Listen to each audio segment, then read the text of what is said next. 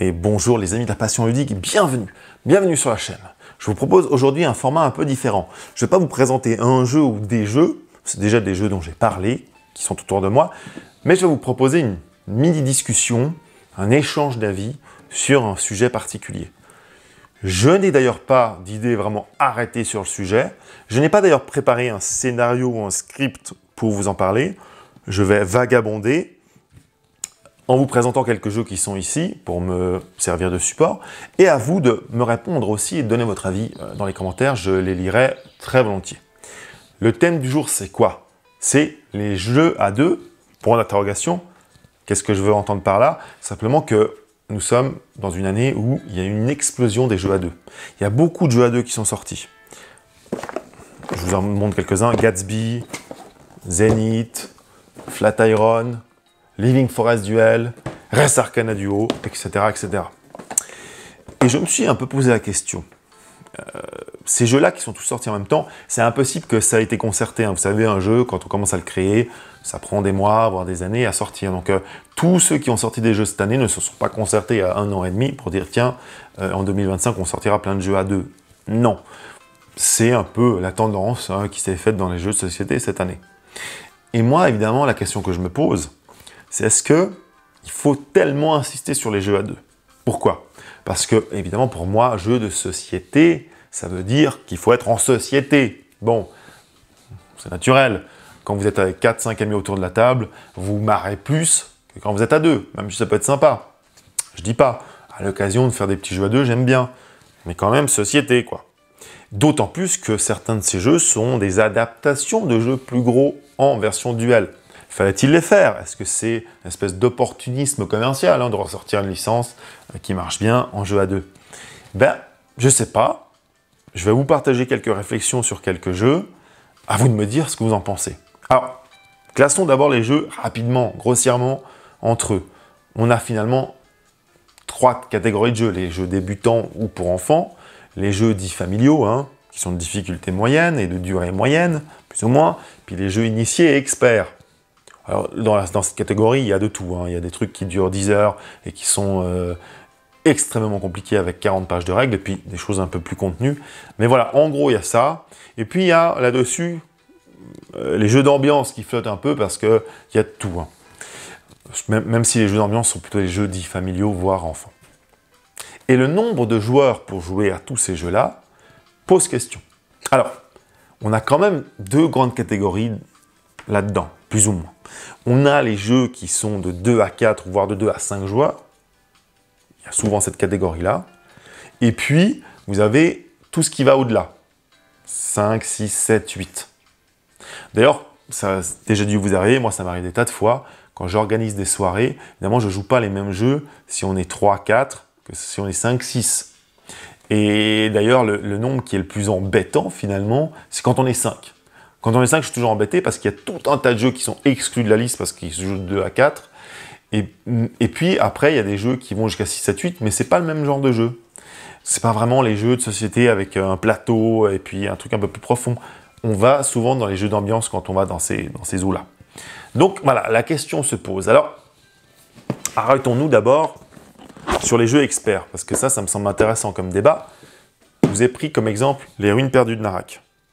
Bon, les Ruines perdues de Narak, jeu exceptionnel, pose d'ouvriers et course au score. Il se joue de 1 à 4. On va laisser tomber du débat les jeux solo, parce que ce sont des modules en général, et bon, ça c'est autre chose. Mais donc, il se joue de 2 à 4, typique. Sauf que, il n'est pas designé pour être joué à 2. J'en veux pour preuve que certaines cases du plateau ne vont pas être utilisées à 2. Donc, il est plutôt fait pour être joué à 3, voire à 4. Et c'est là qu'il prend toute son ampleur. Parce qu'il y a pas mal d'interactions. Et l'interaction est importante. Il y a des jeux qui ont une grande interaction, puis il y a des jeux qui ont une plus petite interaction. Et donc l'aspect société se fera par l'ambiance qui se crée autour du jeu, alors que dans les jeux où il y a de l'interaction, l'aspect société, c'est justement de se piquer des scores, de se piquer des emplacements, d'aller plus vite que l'autre et de faire rager les autres. Et c'est ce qu'on aime. Bon. Les Ruines perdues, j'y reviens. C'est un jeu qui joue en 1h30 à peu près. 2 heures. 1h30, 2 heures. C'est évident que si vous jouez à 4, vos tours sont plus longs. Donc vous attendez plus sur les autres. Si vous jouez à 2, il y a beaucoup moins d'interaction. Donc typiquement, les jeux experts, souvent j'ai la coutume de dire que c'est à 3 qui sont les meilleurs. À 3, ils sont bien. À 4, ils sont un peu longs. Puis vous avez tous un ami, comme j'en ai aussi, hein, qui mettent 14 minutes à faire leur tour, alors que vous, c'est fait en 30 secondes. Hein, ça, c'est toujours un peu agaçant. Yannick, si tu nous écoutes. Et donc, les jeux experts, on est dans ces eaux-là. Vous verrez rarement des jeux experts à 6, 7, 8. Heureusement, j'ai envie de vous dire, parce que si chacun met 10 minutes pour faire son tour, vous jouez pendant un week-end entier. Donc ça règle un peu le problème des jeux experts. Ça se joue pas vraiment à 2, ça se joue plutôt à 3, 4. Bon, ok, ça c'était la partie facile. Mais maintenant, qu'est-ce qu'on fait des jeux qui sont dits familiaux? Parce qu'il y en a beaucoup. Regardez Captain Flip, un grand classique. Regardez Moving Day, qui est aussi un peu dans le même principe, avec des tuiles qu'on prend. Bon, ce sont des jeux qui se jouent, Captain Flip de 2 à 5 typiquement, où il y a peu d'interaction. Finalement, chacun pioche des tuiles dans un sac, il fait son score, il n'y a quasiment aucune interaction avec les autres. Donc typiquement là, c'est que l'ambiance du jeu finalement, et les gens qui sont autour de la table, qui vont faire que ça va être sympa ou pas. Ça se joue à 2. Oui, ça se joue très très bien à 2, il n'y a aucun souci. C'est même très rigolo parce que ça va vite. Ça se joue à 3, ça se joue à 4, ça se joue à 5. Mais à 5, par contre, vous attendez plus longtemps que chacun prenne son jeton. C'est un peu pareil dans Acropolis d'ailleurs. Acropolis, c'est aussi une rivière de jetons au milieu.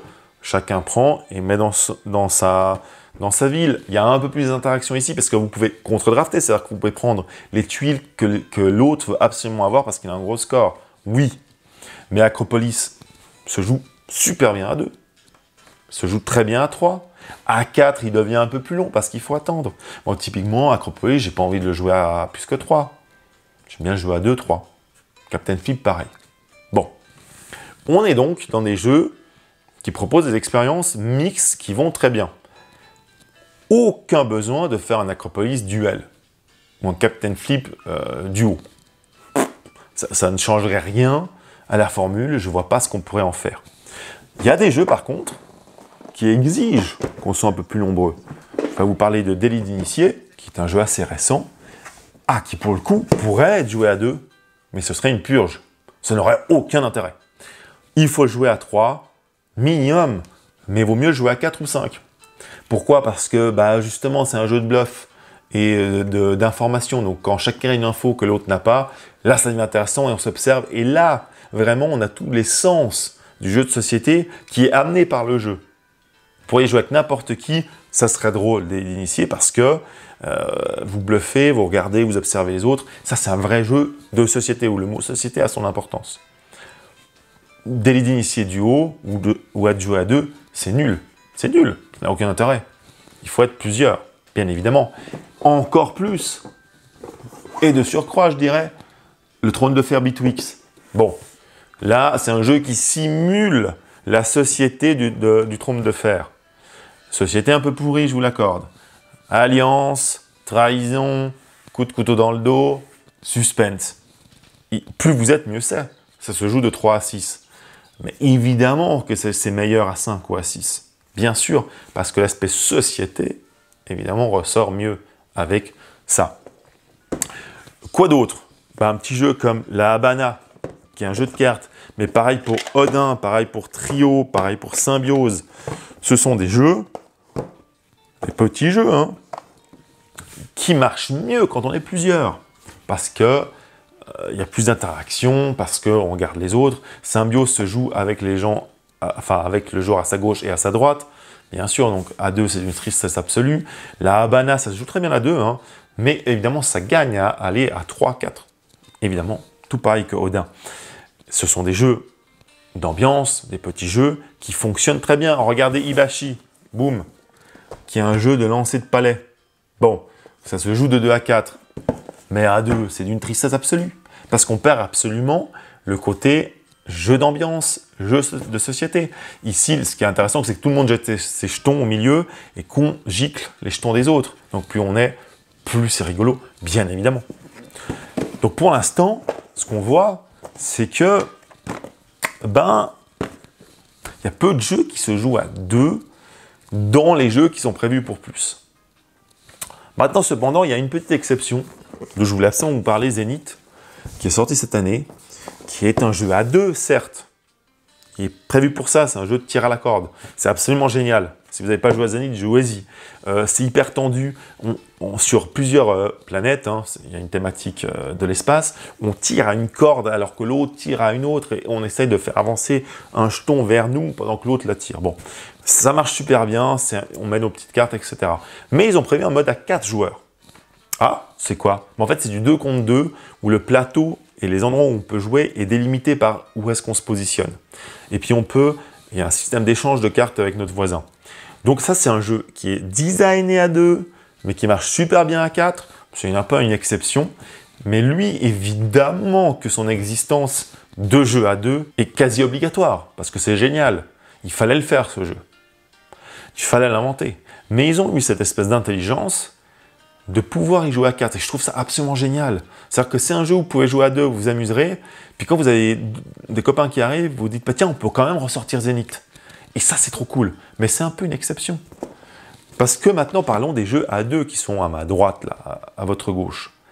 Les jeux à 2. Alors, il y en a qui, forcément, devaient exister. Skyteam. Jeu à 2, on prend des décisions sans en parler à l'autre, puis on essaye quand même de collaborer. Ce principe de jeu-là, bon, vous pourriez le faire à 3 ou à 4 sans aucun problème. Sauf que là, la thématique même du jeu vous oblige à ne mettre que 2 joueurs. Pourquoi? Parce que Skyteam, vous êtes pilote et copilote d'un avion. Hein, vous n'êtes pas 3 dans un cockpit. Vous pourriez me dire qu'à certaines années, il y avait 3 personnes parce qu'il y avait un technicien aussi qui était dans les cockpits, mais dans les cockpits modernes, non. Donc ce jeu-là mérite l'existence, c'est absolument génial, le principe est génial, c'est un concept novateur, il fallait le faire. Très bien, on est content. Tous les jeux type abstrait, comme Donuts, qui s'inspirent du puissance 4 ou des échecs, etc., forcément se joue à 2. On aurait pu, quoique, même mettre un 3e joueur, mais en fait, ça compliquerait beaucoup le système. Un puissance 4 à 3 joueurs, hein, vous imaginez, ça deviendrait peut-être trop compliqué. Donc lui, ok, tous les jeux abstraits, des jeux à 2, qui se jouent vite, comme les échecs, ouais, pourquoi pas. Il y a évidemment les jeux d'affrontement, Badlands ou Shoten Totten. Shoten Totten, bon, c'est un jeu qui pourrait éventuellement être joué à 3, ça serait un peu compliqué de nouveau, puisqu'en fait on se bat pour un truc qui est au milieu et chacun se bat. On est aussi dans une espèce de tir à la corde.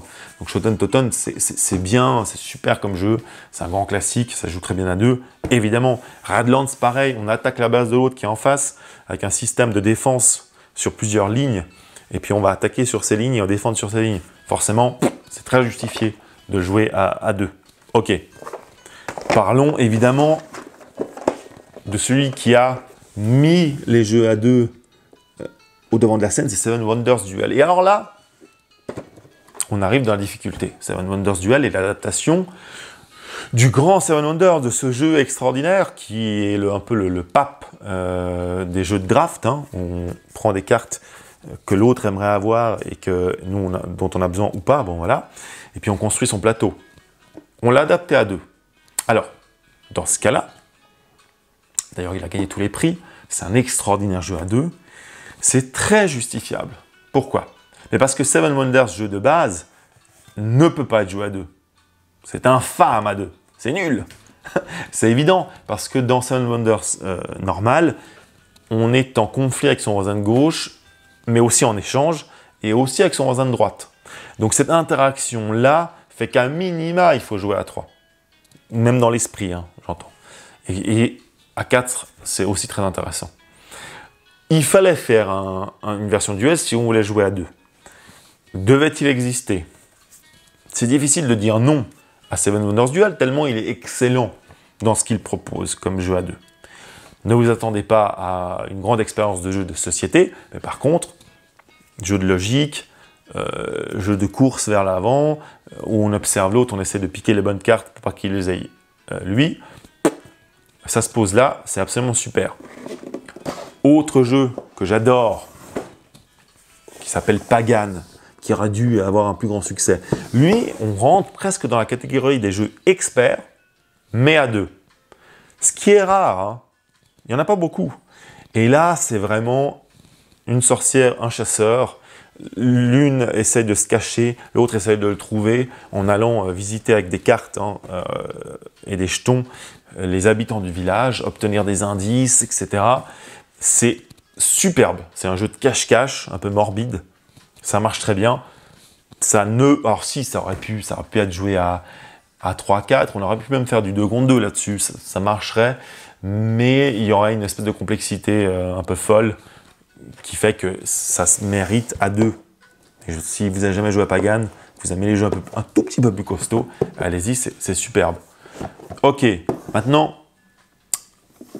regardons des choses un peu plus problématiques. Tiens, Splendor Duel, Living Forest Duel.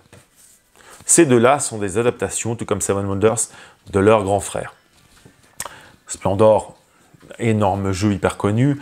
Living Forest, aussi un très très grand jeu. Alors, jeu génial de deck building et de stop et encore. Là encore, si vous n'avez jamais joué au jeu de base, allez-y. Et alors là, on a un petit problème.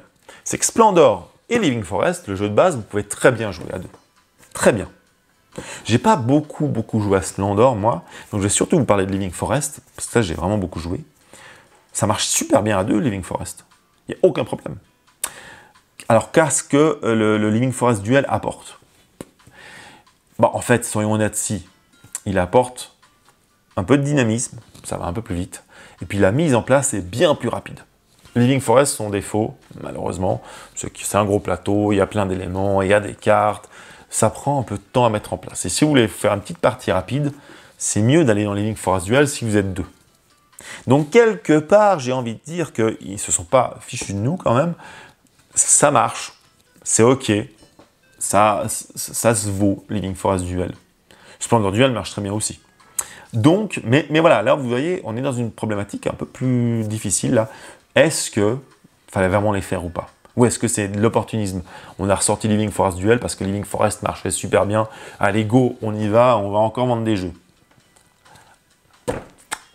C'est un peu comme les suites au cinéma ou les suites dans le jeu vidéo. Fallait-il faire une suite ou pas? Des fois, les suites sont bonnes, des fois pas. Là, je dirais, ok. Ok. Prenons Gatsby, qui est sorti cette année, qui est génial. Qui est génial, parce qu'il est hyper bien calibré. C'est une course au point, avec l'autre joueur, sur 3 tableaux différents. C'est toujours très serré, il faut vraiment réfléchir à ce que va faire l'autre et ce qu'on va faire nous. Il y a un côté un peu frustrant, où on lui pique des coups. Ça marche très très bien. Ça aurait pu être fait à 3. Moi, franchement, on aurait pu tout à fait le faire à 3. Voire à 4. Après, les parties auraient été trop longues. Le fait d'avoir choisi de le réduire à 2, c'est un choix. Je le comprends. Est-ce que c'est pas dommage, quelque part, de ne pas proposer un mode à 3 joueurs? Je ne sais pas. En tout cas, bon, c'est encore du Bruno Cathala. Il est tellement bien calibré que ce jeu, donc j'ai du mal à le critiquer et dire non, en fait, il aurait fallu faire une adaptation 3-4 joueurs et puis on joue à 2, comme dans d'autres. Je comprends l'intention et d'ailleurs bravo, la production de ce jeu est extraordinaire. Ok, qu'est-ce qu'il me reste? Il me reste Flatiron. Ça sera mon dernier jeu du jour. Jeu à 2. Jeu super. Vraiment super. Mais pour le coup, là je vais être un peu critique. On aurait pu tout à fait le faire à 3, voire à 4. En gros, dans Flatiron, on construit le bâtiment Flatiron de New York. En fait, on fait des actions et on construit le même bâtiment. Mais on marque des points en faisant des actions. Rien n'empêchait ici de mettre un jeu à 3, voire à 4. Après, à 4, évidemment, le problème, c'est que c'est, comme toujours, hein, c'est plus long, il faut plus s'attendre, ça manque un peu de dynamisme, on s'ennuierait, je suis d'accord. Donc, typiquement, voilà encore un jeu que je conseillerais à 3. Bon, mais il n'existe qu'à 2. Devait-il exister? Est-ce une erreur? Bon, bah, la boîte est superbe, le produit est bien, c'est bien calibré, on s'amuse. Ah, j'ai du mal à critiquer, je vous ai pris les bons jeux, évidemment, je ne vous ai pas pris les mauvais jeux. Ça se vaut, ok. Je dis d'accord, je dis banco, allez pour Flatiron. Bon, on en arrive à la fin de cette vidéo. Enfin, me direz-vous, elle est longue. Je n'ai pas d'avis prédéfini là-dessus. Il y a énormément de jeux à deux qui sont sortis. Moi, je préfère jouer les jeux avec plus de gens. Donc, faut-il quand même qu'il y ait autant de jeux à deux? C'est à vous de me le dire, hein, franchement. J'aime les jeux à deux parce que j'aime bien jouer, notamment avec ma compagne. On joue souvent. Mais l'expérience jeu à plusieurs, 3, 4, 5, me manquerait si je n'avais que des jeux à deux. C'est évident. C'est évident. Par contre, sur les jeux que je vous ai présentés aujourd'hui, une partie des jeux qui sont sortis cette année, bah forcément, je ne peux pas dire le contraire. C'est des très bons jeux. C'est des très bons jeux. Même les jeux à deux. Si seulement on avait plus de gens qui pensaient à faire des expériences type Zenith, jeu à deux, mais qui peut jouer à 4, ou qui pourrait même se jouer à 3 avec quelqu'un qui joue les doubles rôles, qu'est-ce que ce serait bien? Qu'est-ce que ce serait bien? C'est peut-être ça la voie. Peut-être que la réponse à ma question, c'est Zenith. Qui sait? Et vous, qu'en dites-vous? Voilà les amis de la passion ludique, j'arrête cette vidéo de discussion, j'espère que ça vous a plu, et surtout que vous aurez envie de donner votre avis. Je suis très curieux de voir, parce que moi je suis un type de joueur, mais tout le monde n'est pas le même type de joueur. Moi j'aime les gros jeux, j'aime quand il y a de l'interaction, j'aime quand il y a de comme quand il y a de la réaction autour de la table, c'est ce que j'adore, quand les autres râlent et tout. Mais avec des jeux qui ont quand même une certaine complexité. Moi les petits jeux trop simples, bon, j'aime pas tant les jouer. Je comprends tout à fait qu'on les aime et j'arrive à vous les pitcher sans problème. Et moi aussi, j'aime bien faire une ou deux parties, mais après, j'ai besoin de plus de complexité. Mais vous n'êtes peut-être pas ce genre de joueur-là. Donc, partagez-moi votre expérience. Dites-moi qu'est-ce que vous en pensez de ces jeux à deux. Et puis, d'une manière plus générale, du nombre de joueurs idéal dans un jeu de société. Je suis curieux d'entendre votre réponse. Allez les amis, je vous dis à tout bientôt. Retrouvez tous ces jeux, évidemment, et d'autres encore sur aquaonjoue.ch. Merci de votre écoute. À bientôt. Ciao, ciao.